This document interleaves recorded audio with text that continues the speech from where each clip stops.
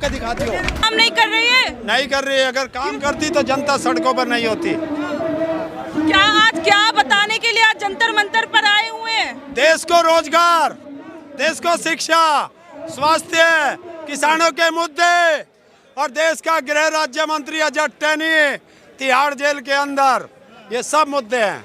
आपको पता है जो भाजपा में जाते हैं वो पार्ट साहब हो जाते हैं, तो आप बेकार क्या ये जो लड़ाई लड़ रहे हैं, आपको लगता है कि जीतेंगे क्या? क्यों नहीं?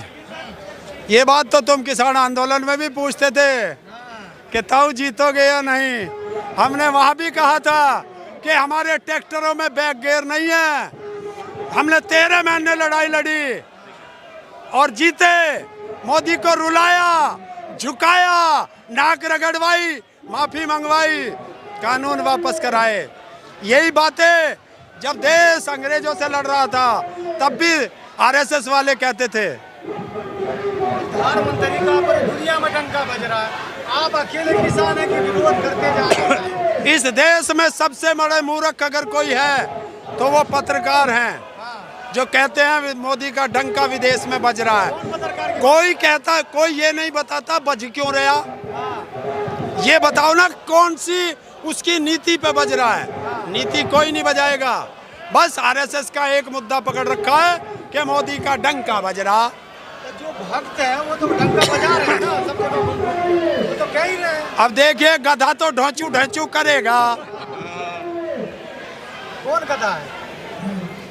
जो ये कहता है कि मोदी का डंका बज रहा, वो सब गधे हैं। देश की कम से कम 70% आबादी कह रही है। कौन कह रहा? 70% कह रही है। 35% वोट मिलता है ना हाँ भाजपा को। हाँ, तो 70 कैसे हो गया? तुम भी डबल आ गए। अरे मोदी के स्कूल में पढ़ के आए हो। 31% है ना, 35%। हाँ 35 है और 65% उसके विरोध में है, तो फिर कौन जीतता? 25% कुछ नहीं बोल रहा है। क्यों? काम बोल रहे हैं। कहाँ? कौन सी कंपनी से सर्वे करके आया है? देखिए मुद्दों पर रहो। जो मीडिया है, जो नेशनल मीडिया सपोर्ट उन्हीं किया ना, उन्हीं का गुणगान गा रही है। देखिए जिसको तुम नेशनल मीडिया कहते हो, मैं उसे भड़वा मीडिया कहता हूँ। भड़वा मीडिया तो भांड क्या करते हैं, वो तो अपने मालिक की गाते हैं। तो ये तो भांड है, गाएंगे। देखिए अभी जो एक मामला आया गुजरात का, प्रधानमंत्री कहते हैं कि 135 करोड़ जो देश की आबादी है वो आगे बढ़ेगा तो देश 135 कदम आगे बढ़ेगा।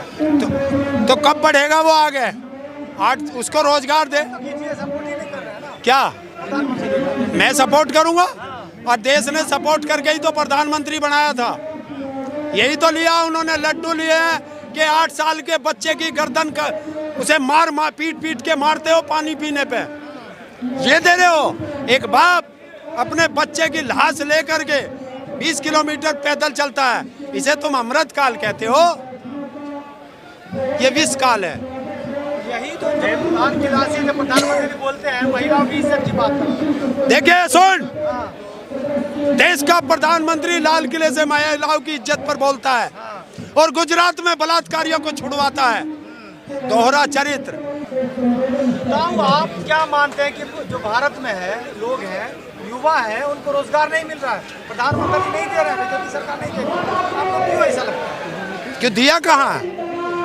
अगर इनको रोजगार मिलता तो ये सड़कों पे क्यों है? देश में 22 करोड़ लोगों ने अप्लाई किया है मोदी राज में, और रोजगार जो मोदी बता रहा है वो 7 लाख कुछ दिया है। तो कहाँ है मोदी? तेरा वादे पे तेरे मारा गया देश का युवा और किसान सीधा साधा। लेकिन प्रधानमंत्री जैसे लोगों को कहा था कि 22 में लोगों को घर होगा, छत होगा, बिजली होगी, लेकिन ये जिसके लिए कहा था ये लोग विरोध कहाँ कर रहे हैं? लोग तो खुश है, आजादी का महोत्सव मना रहे हैं। कैसे तुझे पता महोत्सव मना रहे? मनाया ना, हमने सड़कों में नहीं देखा। क्या देखा? तिरंगा झंडा। मैंने तो कूड़े के ढेर में भी तिरंगा देखा।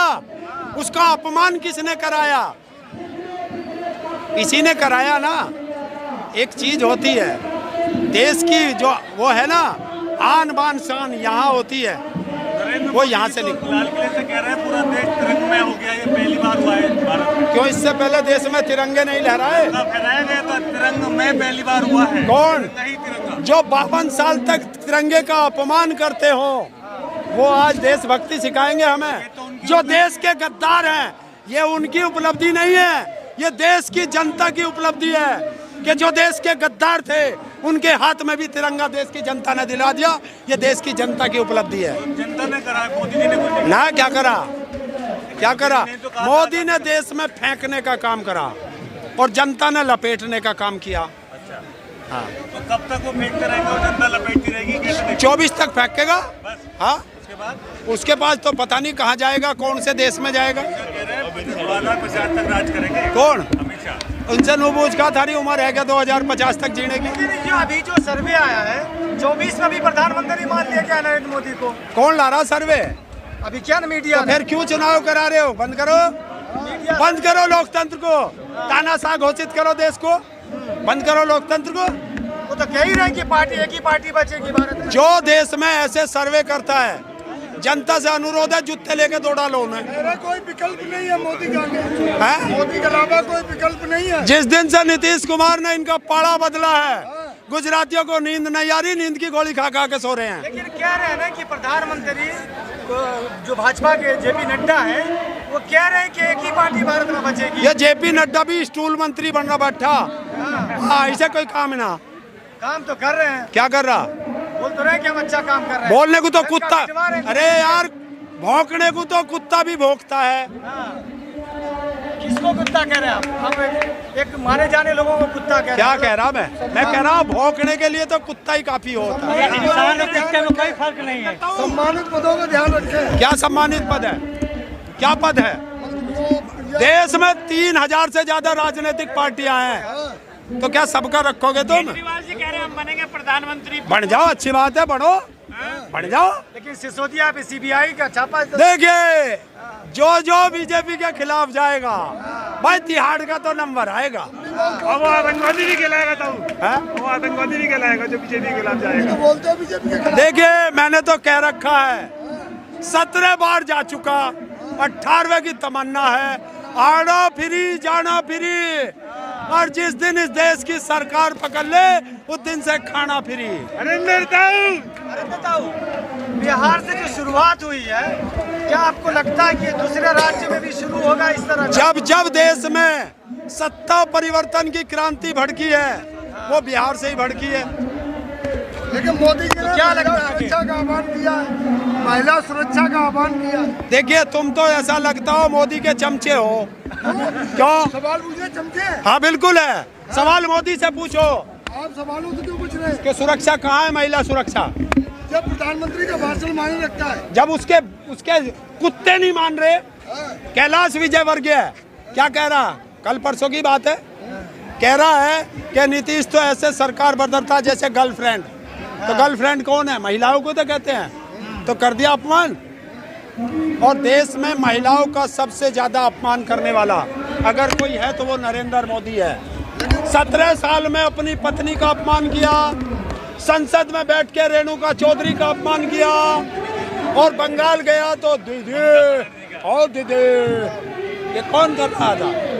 तो 900 चूहे खा के मोदी बिल्ली हज को जा रही है। लेकिन 15 अगस्त को बिल्किस बानो के गुनाहगार छोड़े जाते हैं, क्या कहेंगे उस पर? ये देश का दुर्भाग्य है। महिलाओं के साथ दुराचार है, महिलाओं के साथ सम्मान, महिलाओं के सम्मान नहीं अपमान किया गया है कि महिलाओं में सुरक्षा की भावना कम हो जाएगी। तो प्रधानमंत्री फिर ये बात क्यों कहते हैं, महिला का सम्मान करो?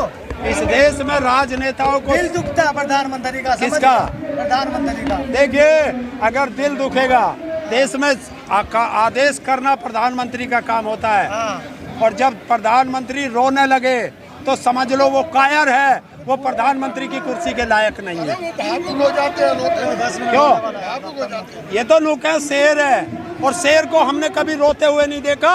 जब भी देखा गिद्दड़ को रोते हुए देखते हैं। तो गिद्दड़ है। आप आए क्यों जंतर मंतर पर? आज क्यों? यहाँ कोई वो बैन लगे, पासपोर्ट लगे जंतर मंतर पे आने पे?